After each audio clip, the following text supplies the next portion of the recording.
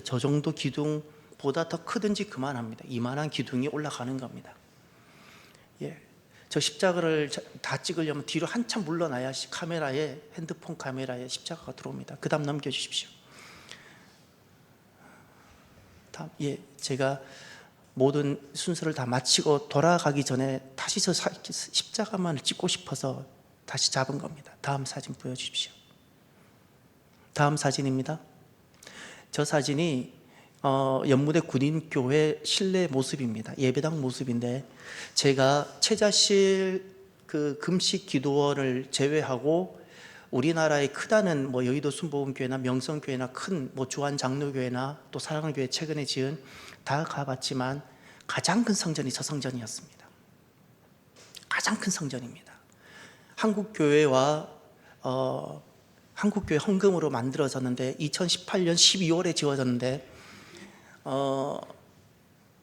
군인들을 위해서 저렇게 큰 성전이 준비되어져 있다는 것이 너무 기뻤습니다. 너무 감사하고. 그 다음 사진 한번 보여주십시오. 진중 세례식이 어떻게 이루어지는지 저도 한 번도 참석해 본 적이 없었기 때문에 궁금했었습니다. 그리고 여러분들에게 진중 세례식이 어떻게 진행되는지를 보여드리려고 함께 갔던 다른 장로님이 찍은 사진인데, 저렇게 목사님들은 가운을 입고 준비하고 세례를 주고 두 분의 장로님이 도와서, 한 분은 수건, 한 분은 성수를 들고 그렇게 하고, 그 다음 사진을 보여주십시오. 저렇게 한 명 한 명 나오면 저기 세례반에 무릎을 꿇고 손을 가슴에 모으고 고개를 숙이면 저렇게 세례를 주는 겁니다. 그 다음 또 사진을 보여주십시오. 저것이 그냥 단순히 프로그램이 아니라, 저기는 본인이 세례를 받겠다고 하는 사람들이 자발적으로 나와서 교육을 받고 참여하는 것이고요. 그 프로그램에 끝나는 것이 아니라 저렇게 우리 목사님들이나 장로님들이 세례 끝나고 나면 쭉 앞으로 다 나와서 목사님들이 60분이 오셨습니다. 전국에서. 장로님들은 그거의 3배수가 오셨습니다. 그분들 앞으로 다 나와서 축복해 주는 장면입니다. 그러면 그 군인들이 이렇게 가슴을 모아서 그것을 내가 받는 모습입니다. 그런데 저걸 진짜 해요. 간절히 원해요. 열망해요. 너무너무 기뻤어요. 이게 프로그램이 아니라, 그 군대에서는 숫자를 보여주거나 이런 일들이 예전에 많았기 때문에 피상성으로 느껴질 수 있는데, 제가 그것이 얼마나 실제인 것을 눈으로 보고 온 겁니다. 그 다음 또 넘겨보십시오. 그렇게 축복해주고 나면 그 다음 축복 기도를 해주는 겁니다. 장로님들도 손을 들고 목사님들 손을 들고 막 기도하면 군인들이 그것을 함께 기도하면서 막 받고, 그와 같은 장면입니다. 저 십자가 사진이 40m인데 40m인 것은 연무대 그 논산훈련소 어디서든 십자가가 다 보입니다. 아무리 힘들더라도 고개 돌리면 예수님이 보이도록 하기 위해서 그렇게 40m 높이의 십자가를, 우리나라 최고 높이의 십자가입니다. 이것은 예수 그리스도의 40일 기도, 금식 기도를 형상화한 것이라고 밝혀 놓았었습니다. 지금 오늘날 현재 우리나라 젊은이들이 급감하고 그래서 군인들이 많이 축소되었는데, 현재 육군 훈련소에 연간 12만 명이 와서 훈련을 받습니다. 한 달에 1만 명입니다. 코로나 이전에는 1만 명 중에 6천 명이 세례를 받았는데, 코로나 이후에는 얼마 세례를 받지 못하고 이제 겨우 회복되고 있는 것이 금년 이달이 10월 달에 처음으로 3,000명이 넘었다고 합니다. 이번 해가 목표가 4,000명 세례를 주는 것이 목표라고 합니다. 제가 어제 갔을 때는 훈련병 중에 이미 세례를 받은 훈련병이 600명이 축하하기 위해서 앉아 있었고, 그 외에 1,200여 명 단 한 번도 교회를 나오지 않았든지, 아니면 교회를 다녔어도 세례를 받지 않았든지, 세례를 받기를 자원하는 훈련병 1,200여 명이 앉아 있었고, 그곳에서 세례에 참여했던 겁니다. 저 장면이 너무 저는 가슴이 뭉클했던 것이, 오늘날 어느 교회를 가도 젊은이를 보기 힘든 이 시대에 저렇게 하나님을 찾는, 정말 하나님의 은혜를 구하는, 그것도 젊은이들이 이렇게 모여있는 것을 보니까 너무 가슴이 뭉클하고 눈물이 날 것 같았습니다. 이것이 쇼가 아니라 실제라는 것을 보고 너무 가슴이 뭉클했습니다. 저희들 때 제가 어제 그 장면을 보면서 무엇이 오버랩이 됐냐면, 저는 우리 젊었을 때 저런 대형 집회들이 되게 많았습니다. 어제 1800여 명이 앉아 있었는데, 우리 때는, 저는 CCC 출신인데 CCC 여름 방학이면 매년 전국 여름 수련회를 했습니다.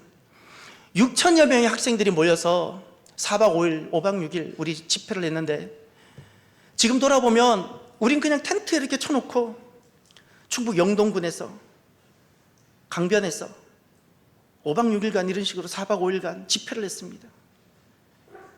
동네 주민이 대형 군대에서 하는 짬밥 외에 사회에서 처음으로 대형 식기는 CCC에서 만들었습니다. 엄청난 대형 식기들을 그 마을 분들에게 부탁하고 그분들에게 비용을 드리고, 그분들이 새벽 3시, 4시부터 밥을 하고, 그리고 우리는 새벽부터 이제 그 새벽 기도하고 또 밥 먹고, 선발대가 한 주 전에 가서 그 모든 것들을 정리하고 화장실을 만듭니다. 여러분 생각해 보세요. 6,000명 화장실을 만드는 거예요. 아주 길게 파가지고 쭉 나열해서, 여기 다이소 같은 데 가면 그 깔판 같은 거, 천막 같은 거 아시죠? 이렇게 그런 걸로 이렇게 사면을 막는 겁니다. 이만한 높이로 사면, 위에는 뚫려 있고, 그리고 밑에는 구멍을 파서 이렇게 바켓스 같은 것을 넣고.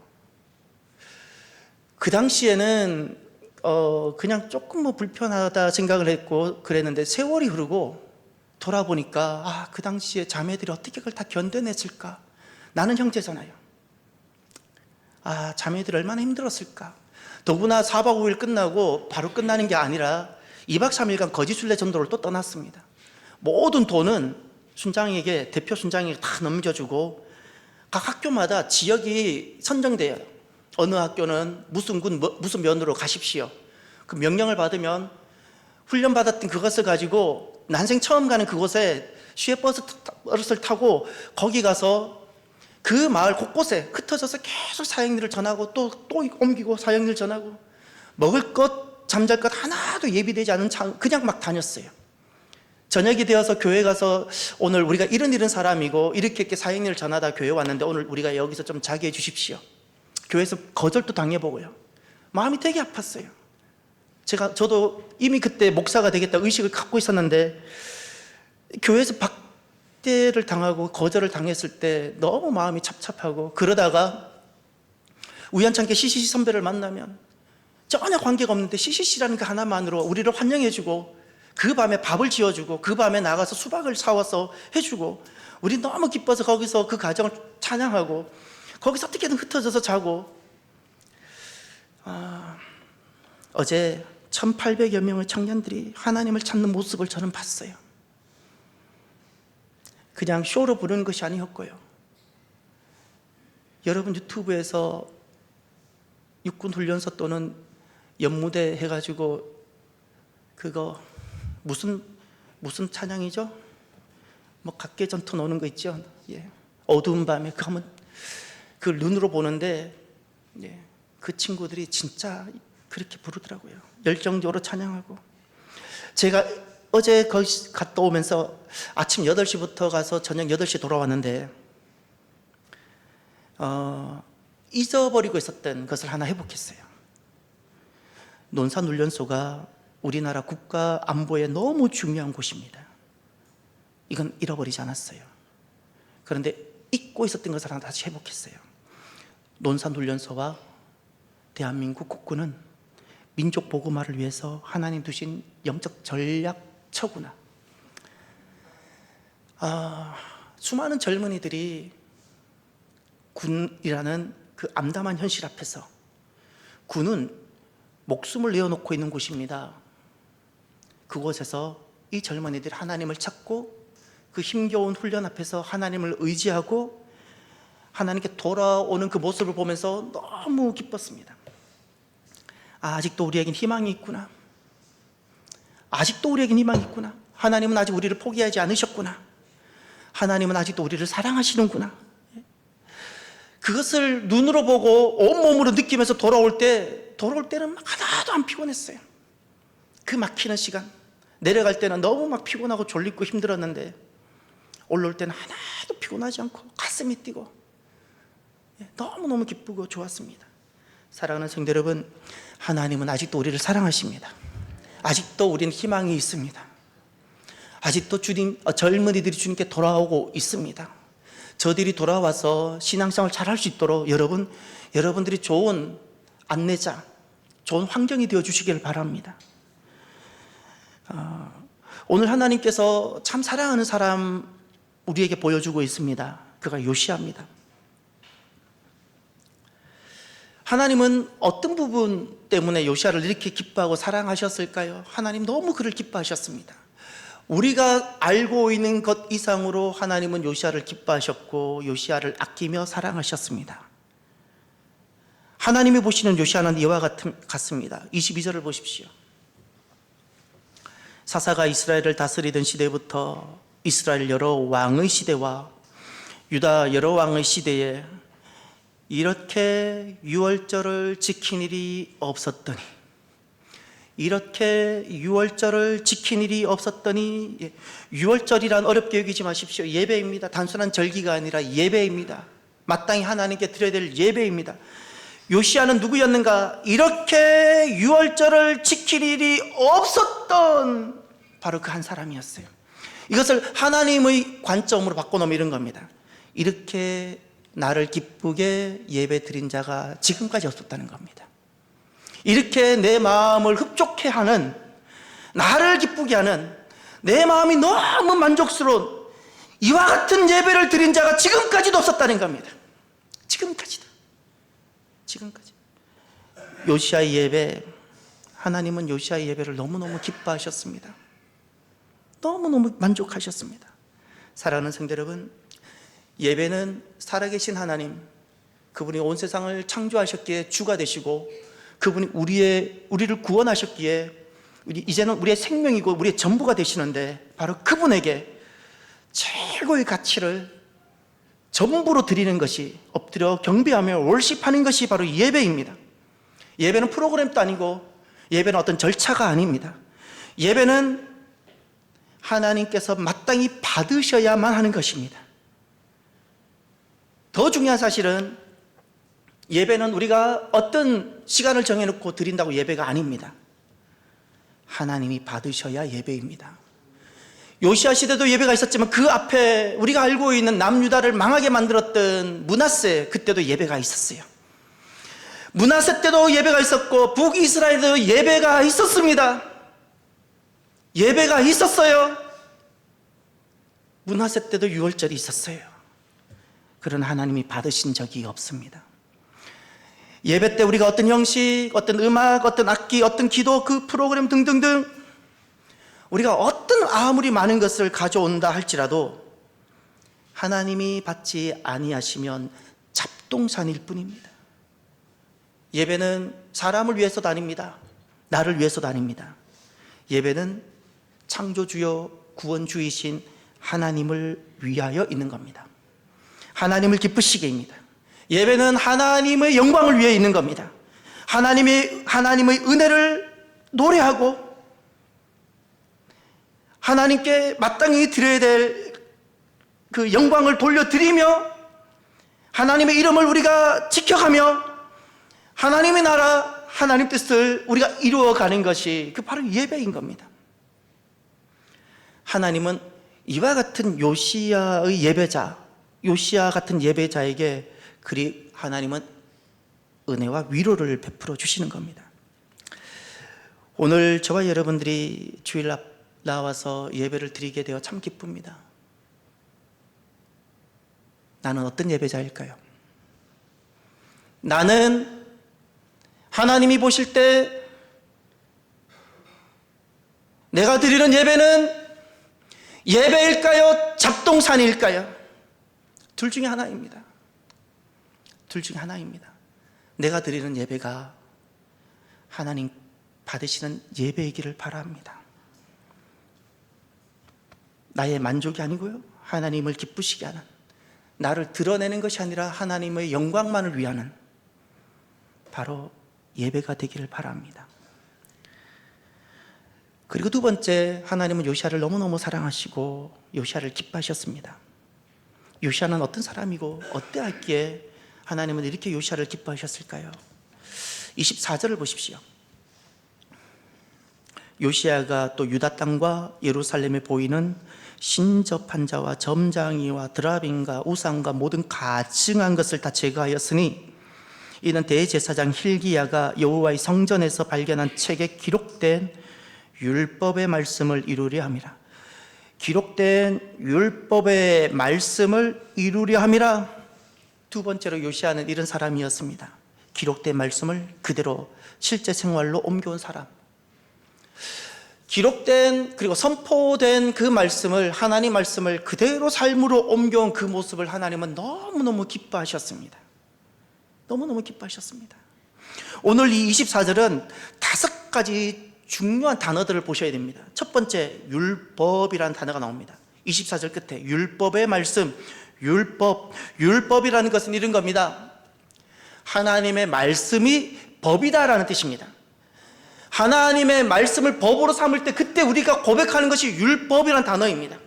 이 땅에 헌법이 있고 각종 지방자치단체 법이 있고 내규가 있고 규례가 있는 것처럼 하나님 백성들은 무엇을 법으로 삼고 살아가는가?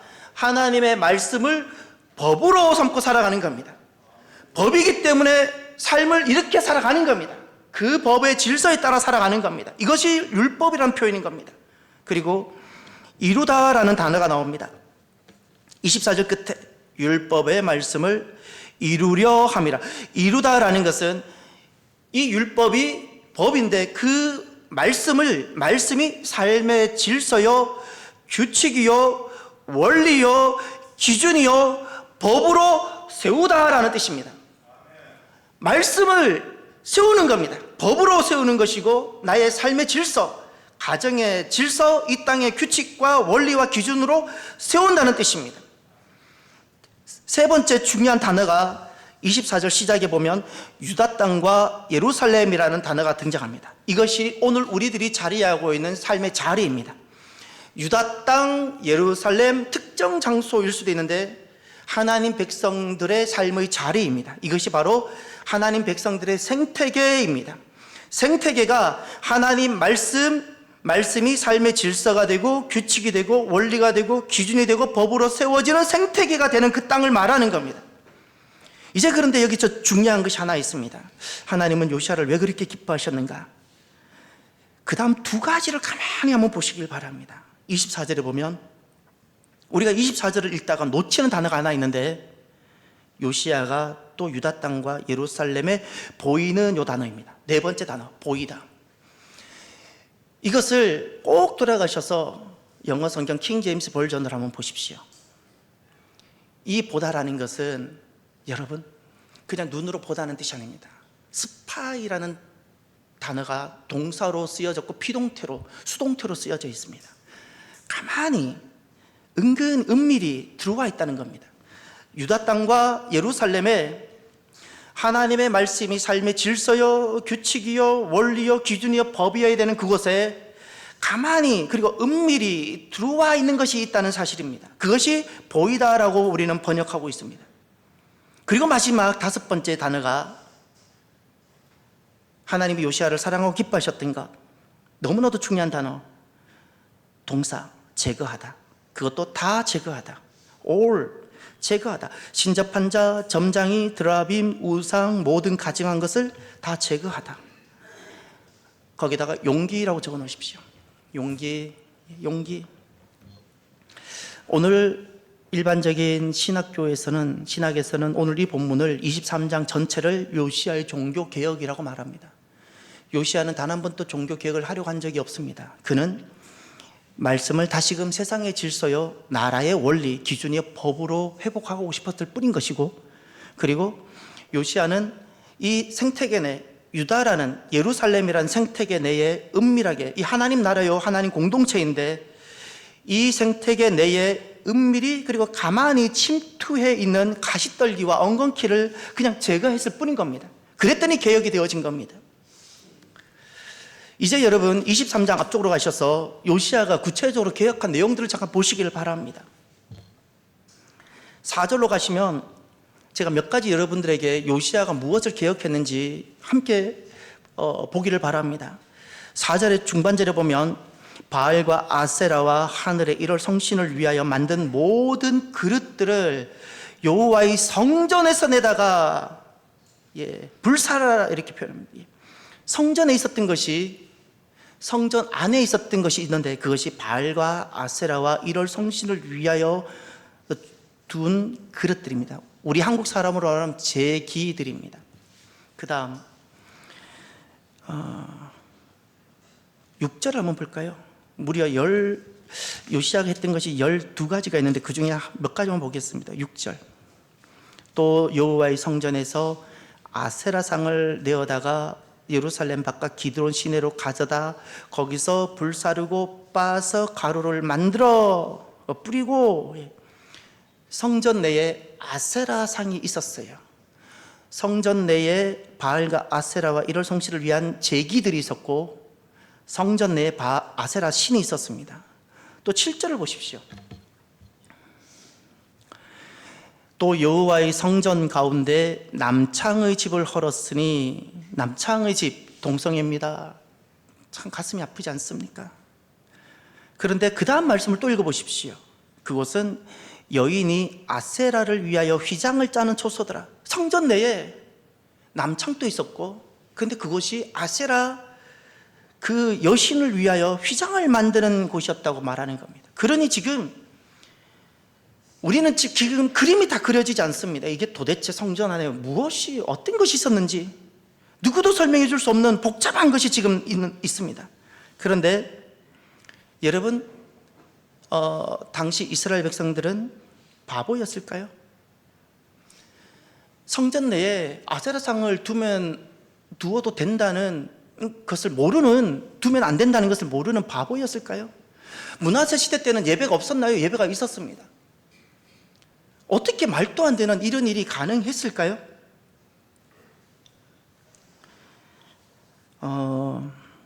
바알이 무엇이었는가를 당시 요시야 시대 때도 므낫세 시대 때도 남유다의 바알은 무엇이었을까?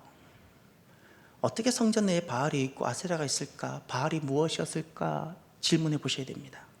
바알은 무엇이었을까라 생각합니까? 이스라엘 백성은 절대 바보가 아닙니다. 우리가 생각하는 바알 신상, 남자 신상, 아세라 여자 신상, 그랬을까라 생각합니까? 그건 국민학교 같은 생각입니다. 누가, 어느 이스라엘 사람이 우상을 성전에, 솔로몬 성전에 가지고 들어왔겠습니까? 바알은 절대 우리가 생각하는 바알 신상 이거 아닙니다. 아세라 이렇게 되지 않습니다. 또 우리가 오늘 본문으로 돌아가셔서 이제 보셔야 됩니다. 24절을 보세요. 24절을 보면 바알이 무엇이었는지, 아세라가 무엇이었는지 우리가 알 수 있는 근거가 나옵니다. 요시야가 또 유다 땅과 예루살렘에 보이는 신접한 자와 점장이와 드라빈과 우상과 모든 가증한 것을 다 제거했으니, 이 보이는 것이 그냥 보이는 것이 아닙니다. 스파이처럼 은밀히 가만히 들어왔기 때문에 실은 안 보이는 겁니다. 깨어있지 않으면 안 보이는 겁니다. 가만히 들어온 겁니다. 너무나도 자연스러운 겁니다. 바알은 무엇이냐고요? 바알은 눈에 보이는, 너무나도 이건 바알입니다 라고 말할 수 있는 것이 아니라 가만히 들어온 가나안이 바알입니다. 성전 내에 하나님을 예배하는 그 초소에 가만히 들어온 가나안. 왜냐하면 예루살렘은 가나안 땅 내에 있었기 때문에 그 땅에 진멸을 했어야 되는데 진멸하지 않고 남아있는 그 땅의 어두운 영성. 세상은 다 그 가나안 땅 그렇게 살아가니까, 세상은 다 그렇게 살아가니까 그것이 가만히 들어와 있습니다. 그것이 바로 바알입니다. 요시야의 종교개혁이 가져온 놀라운 하나님 은혜가 있습니다. 저는 오늘 이 은혜가 너무 갈망이 됩니다. 저는 한 주 내내 이 요시야 말씀을 묵상하고 보면서 너무 가슴이 뛰기도 하고 요시야 같은 사람을 너무 보고 싶은 겁니다. 요시야가 이와 같이 이 말씀을 질서로 삶으로 세우고, 그리고 그렇게 은밀히 침투해 있는, 생태계 내에 은밀하게 침투해 있는 이런 어떤 가시떨기들을 제거하고 났더니 두 가지 하나님의 은혜가 임했습니다. 첫 번째, 하나님께서 므낫세로 인해서 남유다를 심판하기로 작정하셨는데 하나님의 심판 결심을 하나님 유보시켰습니다. 지금 또 하나님은 어떤 사람을 찾으시는가? 누군가가 나에게 와서 저 멸망당하는 저들의 이름을 불러가며 저 타락하고 무너진 곳에서 그들의 이름을 불러줄 사람을 하나님은 찾고 기다리고 있는 건데, 요시야가 그때 그 일을 한 거예요. 심판, 더 이상 남유다가 이렇게 있는 것이 더 세상에 악을 퍼뜨리는 것, 겉모양은 신앙인데 교회인데 속사정은 알고 보니 바알이고 아세라인, 이것이 더 심각한 질병이기 때문에 하나님은 문을 닫기로 결정했었는데 요시야가 하나님의 심판을 유보시켰어요. 또 하나가 하나님 백성 공동체의 그 생태계를 지켜냈습니다. 생태계가 보호받지 못하면 그 속에 내가 아무리 살아내려고 해도 보존되지 않습니다. 간단합니다. 이북 지역은, 북녘 땅은 남한 지역하고 비교할 수 없는 교회가 편만했던 지역입니다. 어떻게 됐습니까? 생태계가 보호받지 못했어요. 지금 기독교 그 역사에 잘 안 나타나고 있는데, 신의주 지방에서는 기독교인 중심으로 사회주의 반대운동이 일어났고 처음에는 뒤로 물러났었는데, 그러나 결국에는 다 삼키움을 당하고, 그럼 둘 중에 하나를 선택해야 됩니다.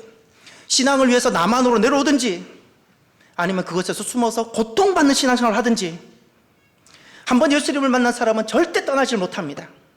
그러나 생태계가 보호받지 못한 가운데는 그렇게 비참하고 처절하게 살아가든지, 아니면 내가 신앙을 위해서 그 땅을 버리고 조상 때부터 내려왔던 모든 땅을 다 포기하고 내가 신앙을 위하여, 신앙의 자유를 위하여 내려오든지, 빈털터리로.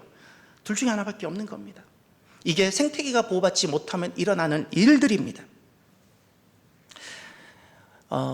오늘날은 바알이 무엇일까요? 이스라엘이 어리석지 않았다고 그랬죠.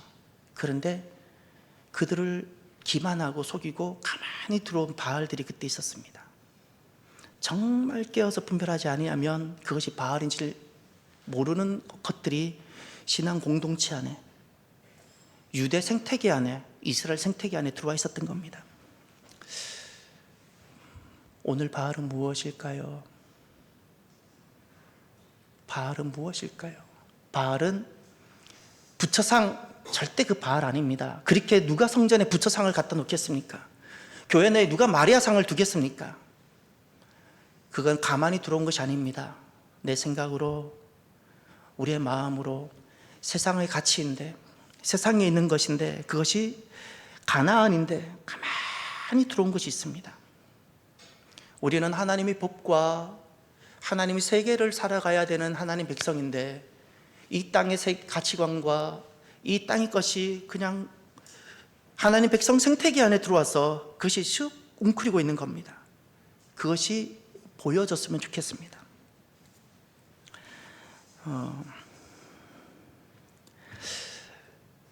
한국교회는 매년 10월 마지막 주일이 되면 종교개혁 기념주일로 지킵니다. 올해가 500 몇 주년인지가 조금 헷갈립니다. 이번 한국교회는 종교개혁 주일을 특별하게 보내기로 결정을 했습니다. 가만히 들어온, 은밀하게 들어오고 있는 어떤 엉겅퀴들, 생태계를, 신앙 공동체 생태계를 무너뜨리는 그런 어떤 것들에 대해서 우리가 함께 모여서 기도하고자 한국교회가 여러 교단들이 처음으로 하나가 되었습니다. 이것도 아주 급작하게 되었습니다. 고신교단에서 시작했고, 한국교회 여러 교단들이 참여하고 총회에서 다 결의하고 각 각 교단 총회가 가을에 있습니다. 9월달에. 그리고 합동 측에서 결의하고 합동 측 총회 다음 날이 통합 측 우리 교단 총회인데, 그들이 정말 간절히 바랬던 것은 한국교회 양대 산맥인 합동 측과 통합 측이 여기 참여하는 건데, 합동 측의 사랑의 교회 오정현 목사님이 합동 측 목사인데 통합 측 총회에 와서, 이번에 통합 측은 창원에 있는 양국교회에서 했습니다.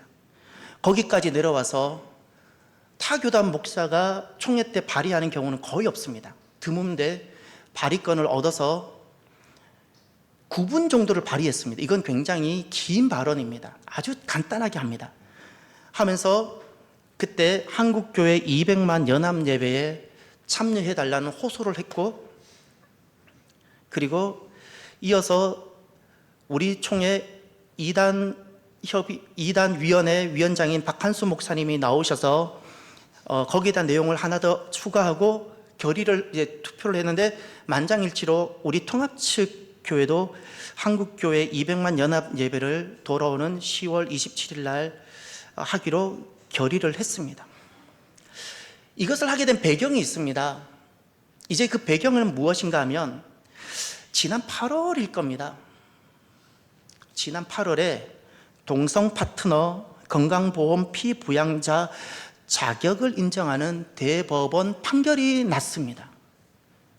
지방법원이 아니고 대법원입니다. 이제 설명을 다시 드리겠습니다. 동성 파트너, 쉽게 말하면 부부가 남자와 여자여야 되는데 동성 파트너입니다. 내가 일을 하는데 내 파트너에게도 건강보험이 적용이 되도록 해달라는 겁니다. 그런데 대법원이 이것을 판결을 내렸어요. 그렇게 하라고. 아직 우리나라는 포괄적 차별금지법이 제정되지 않은 나라 중에 하나입니다. 포괄적 차별금지법이 제정된 나라가 아시아에서는 현재 2나라, 대만과 일본, 북미에서는 캐나다와 미국, 그리고 오세아니아에서는 호주와 뉴질랜드, 아프리카에서는 남아프리카 공화국, 유럽에서는 서쪽, 우리 흔히 말하는 소국권 몇 나라, 영국, 프랑스, 독일, 벨기에, 네덜란드, 그런 몇 나라. 나머지 전 세계 대부분의 나라는 아직도 포괄적 차별금지법을 철저하게 원하지 않고 인정하지 않습니다. 지금 우리나라가 이것에 거의 다 달았습니다. 지금 우리나라는 아직 포괄적 차별금지법이 제정 안 됐는데 대법원에서 동성 파트너를 혼인관계로 인정을 했다는 사실인 겁니다. 동성결혼 합법화의 길이 열려진 겁니다. 그래서 그 자리에 있었던 여러 기자들이 이런 말을 했어요. 한국교회가 끝났구나. 우리는 이 일이 대수롭지 않은 것처럼 우리는 다가올 수 있을 겁니다. 차별금지법이 시행되었던 나라들 보면 전조 증상이 어디든 있었습니다. 전조 증상 중에 하나가 이와 같은 것이었습니다. 이제 여기에서 차별금지법과 포괄적 차별금지법의 차이를 조금 알아야 됩니다. 지금 우리나라에서 시도하고 하는 것이 포괄적 차별금지법인데, 그것이 우리가 일반적으로 말하는 차별금지법과 어떤 차이가 있는가? 차별금지법이란 일반적으로 특정한 유형의 차별에 대해서 금지하는 법률입니다. 예를 들어서 장애인 차별금지, 성차별금지, 이렇게 그런 어떤 분명한 해당 어떤 특정 유형을 밝히는 것이 차별금지법인데, 이번에 지금 되는 것이 포괄적 차별금지법입니다. 이거 무슨 차이가 있냐면, 왜 포괄적이라는 단어가 들어갔는가? 이것은 이 법률이 제정되면 이렇게 됩니다. 포괄적 차별금지법이란 모든 형태의 차별을 포괄적으로 금지하는 법률로 특정 차별 사유를 명시하지 않고, 명시하지 않고 차별의 넓은 범위를 다룬다, 이렇게 되어져 있어요. 그러니 그냥 차별금지법은 장애인 차별금지 이렇게 항목이 있어요. 그런데 포괄적 차별금지는 특정 차별 사유를 명시하지 않고 차별의 넓은 범위를 다루기 때문에, 조금 전 우리 예배 때 오직 예수 불렀죠. 그 영상을 누군가가 온라인으로 본다든지 아니면 지나가다 듣고, 나는 그것 때문에 왜 오직 예수냐? 나는 불교도인데 나는 왜 오직 예수냐? 나 차별받았다. 그러면 우리는 거기 고발을 당하는 거예요. 이게 특정 차별 사유를 명시하지 않았다는 거예요. 내가 차별받았다고 여기면 차별받은 거예요. 이게 포괄적 차별금지법입니다. 여기에 적용 범위에 특별히 성적 지향이라는 것이 다루어지고 있는데 미국 교회가 무엇을 참 잘못했냐면 우리가 그 길 가지 말아야 되는데 주일날이면 예배를 드립니다. 우리에게도 복음을 전해준 선교해준 너무 고마운 나라입니다.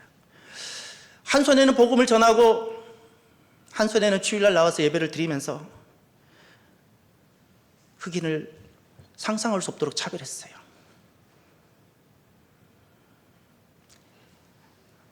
차별했어요. 그리고 이것을 아무도 문제 제기하지 않았다는 거예요. 1960년대 올 때까지. 여기에 교회가 동참했다는 겁니다. 이러니 세상에서 차별금지법을 이야기를 하는 겁니다. 우리가 주일이면 예배를 드리면서 한국 사람들 특정 지역 차별하면 지난날 미국 교회가 잘못했던 그하고 똑같이 가는 겁니다. 절대 그래서는 안 해야 되는 겁니다. 절대 그래서는. 예배를 드리면서 흑인을 차별했던 사람들, 예배를 드리면 특정 지역을 차별하는 것 똑같은 겁니다. 똑같은 겁니다. 있을 수 없는 일입니다. 한국에서는 세 가지 차별이 매우 심한 땅인데 지역을 차별하고 학벌과 지식을 차별하고 주일날은 예배를 드리는데 입에서는 지잡다가 자연스럽게 나오고 이것이 아무런 문제가 되지 않는 땅 한국. 빈부를 세 번째 빈부를 차별하고 내가 가진 것으로 어떤 차를 타고 다니는지 가진 것으로 의시되는 현상. 이런 것이 너무 자연스러운 땅. 근데 그리스도인들도 여기 참여하고 있고 이건 지난날 미국 교회가 실패하고 걷던 그래서 지금 저렇게 국민들로부터 지지를 못 받고 결국엔 통과되어 버리고 말았잖아요. 하나님께서 우리에게 주신 복음은 모든 차별과 속박으로부터 해방입니다. 마귀는 세상을 차별하고요, 성령님은 세상을 분별하게 하셨어요. 오늘 우리들은 이런 영적인 능력이 있어야 되는데 차별하진 않지만 분별은 할 수 있어야 됩니다. 만약에 보편적 포괄적 차별금지법이 통과가 되고 나면 우리는 오직 예수 그리고 예수님만 구원입니다. 더 이상 이 말은 선포하지 못합니다. 선포하지 못합니다. 저는 그렇습니다. 오직 예수가 아니면 제가 있을 이유가 없습니다. 저는 제가 있을 이유가 없는 겁니다. 예수님이기 때문에 저는 있는 겁니다. 성적 지향에 대한 내용은 이런 겁니다. 여러분, 성적 포괄적 차별 금지가 되고 그 법이 시행되고 나면 그걸 차별하면 안 되기 때문에 내가 남자로 태어났어도 내가 여자라고 인정하면 그건 여자인 겁니다. 남성으로 여탕에 들어가도 문제가 되면 안 됩니다. 그걸 이의 걸면 차별 금지에 걸리는 겁니다. 이제는 성으로 말하면 안 됩니다. 남성, 여성으로 말하면 안 되고 젠더로 말해야 되는 겁니다.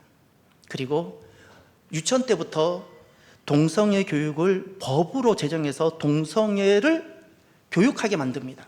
이게 실제로 차별금지법이 시행되고 있는 나라에서 일어나고 있는 일들입니다. 우리는 그래서 그런 공교육에서 빼서 그러면 기독교 대안학교를 보내면 될 거라고 생각하지만 그렇지 않습니다. 기독교 대안학교와 기독교 사학에 성도들의 헌금과 개별적인 그걸로 어떤 목적을 가지고 세워진 학교일지라도 종교교육을 못하게 하면 못해야 되는 겁니다. 교사가 기독교 학교인데 교사를 선발하는데 예수 믿지 않은 사람을 교사로 세워야 되는 법이 제정되는 겁니다. 이게 실제입니다. 그리고 더 이상 동성애는 죄가 아니라 취향이 되는 겁니다. 역사의 교훈을 살펴보시기를 바랍니다. 모든 문화와 나라가, 국가가 멸망했던 마지막의 모습은 성적 타락인데 성적 타락, 의미하는 성적 타락은 바로 동성애였습니다. 로마가 그랬고 신라도 그랬고 또 동성애, 이 포괄적 차별금지법이 지금 우리는 눈앞에 서 왔어요. 대법원에서 건강보험과 관련해서 판결했기 때문에 뒤집을 방법이 없어요. 이제는 만약에 이것을 통해서 포괄적 차별금지법이 시행이 되고 나면 대한민국 안에는 두 가지 생태계가 파괴가 됩니다. 생태계입니다. 그 생태계 안에서는 아무것도 존립이 안 됩니다. 하나가 가정이라는 생태계가 파괴가 되는데, 아니 뭐 우리 가정이 잘 있는데 다음 세대가 무너집니다. 철저하게 무너집니다. 다음 세대가 무너집니다. 그래서 가정이 파괴가 되는 겁니다. 미국에서는 그런 말이 있다 그러잖아요. 제발 며느리를 남자만 데리고 오지 않으면 된다고. 이 이야기가 이제 우리 안에도 일어날지도 모르는 겁니다. 두 번째, 어떤 생태계가 파괴되는가? 교회입니다. 교회는 반드시 고사가 될 겁니다. 포괄적 차별금지법이 제정되더라도 아마 여러분들은 교회를 떠날 사람이 없을 겁니다. 그러나 예전 같은 신앙생활은 안 될 것입니다. 그리고 교회로 유입되는 사람은 이젠 없을 겁니다. 이제 우리들만 떠나면 교회는 고사되는 겁니다. 증거가 있습니다. 유럽, 영국 교회 주일날 교회를 나오는 사람이 1%, 영국입니다. 미국 전에 온 세계를 선교했던 영국이 지금 현재 1%, 종교개혁을 했던, 오늘날 우리 개혁교회를 시작했던 그 독일 1.3%, 그들은 종교세를 내고 있는데, 그 독일에서의 목사님은 공무원과 같은 겁니다. 국가가 월급을 줍니다. 1.3%가 주일날 교회를 나가고 있습니다. 정말 비참하고 통분한 일이 있는데, 건물을 유지할 수 없기 때문에 매매를 할 수 있다고 가정을 합시다. 공감이 갑니다. 그런데 그것을 사서 술집으로 만드는데, 너무 목사로서 제가 비참하고 통분이 일어나는 것은 십자가를 그대로 걸어두고, 성구, 강대상이든 이걸 그대로 두고 술집으로 만들어서 술을 퍼먹고 있는 겁니다. 예수님이 마음이 어떠시겠습니까? 여러분은 자존심도 없습니까? 지금 유럽은 기독교 나라를 이루었던 그 땅이 1%, 선교에서는 1%가 안 되면 미전도 종족이라 말합니다. 유럽 전체가 거대한 미전도 종족 대륙이 되어버리고 말았습니다. 이게 실제입니다. 이게 지금 영국이나 프랑스에 있는 목사님들은 통분하면서 이 법이 이렇게 이루어질지, 이 법이 이렇게 수많은 조항이 되면서 이 많은 교육과 이렇게 교회와의 영향을 끼칠지 몰랐다는 겁니다. 늦었습니다. 지금 아직 한국은 그나마 마지막 아직 기회가 있습니다.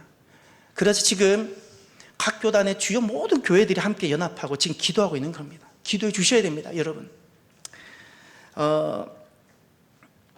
20대 요시야, 25살 때 요시야가, 그는 엄청난 결단을 하기로 결심합니다. 하나님 말씀을 붙들고, 하나님 말씀을 법이요 진리로 세우고, 그리고 가만히 들어온 것을 제거하기로 그는 엄청난 용기를 냅니다. 왕이기 때문에 쉬웠을 거라고 여기지 마십시오.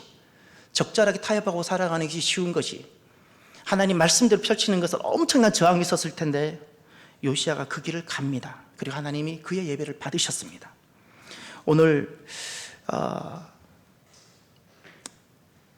한국교회를 생각하면서요, 내가 교회를 다니고 있으니까 이렇게 생각하지 마시고요, 아주 위태로운 한국교회입니다. 매우 위태로운 한국교회인데, 한국교회 신앙 생태계를 여러분 지켜주십시오. 우리가 안 지키면 누가 지킵니까? 이 땅에 있는 대한민국 안에 있는 하나님 백성들이 이 신앙의 생태계와 환경을 안 지켜내면 누가 지킵니까? 이것을 우리가 지켜내지 아니하면 여러분은 결코 하나님을 떠나지 않을 텐데, 여러분의 다음 세대는 우리가 살아왔던 이 신앙의 생태계가 있어야 신앙생활을 잘할 때 하게 되는데 절대 하지 못하게 될 겁니다. 절대 하지 못하게 됩니다. 기독교 대안학교가 안 됩니다. 안 됩니다.